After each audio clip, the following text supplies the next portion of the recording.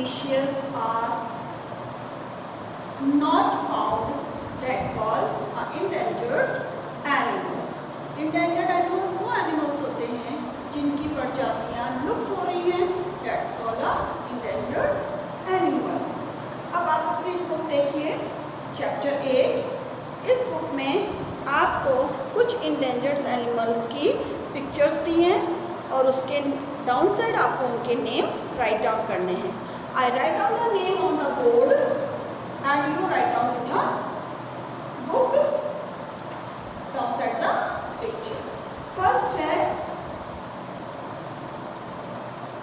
Shiga antelope. First है saiga antelope. Second है manatee. Third है रेड वुल्फ. फोर्थ है जायंट कैंगरू रैट. फिफ्थ है शटल सी लायन और सिक्स्थ है वुपिंग क्रेन.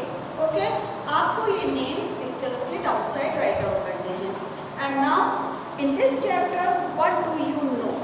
ओके, ये आपका अभी तक जितने आपको मैंने चैप्टर पढ़वाए याद करे हैं आपने, या जितने चैप्टर अभी तक आपको राइट डाउन करवाए हैं उनके क्वेश्चंस हैं. So you do it your self. Okay, now thank you.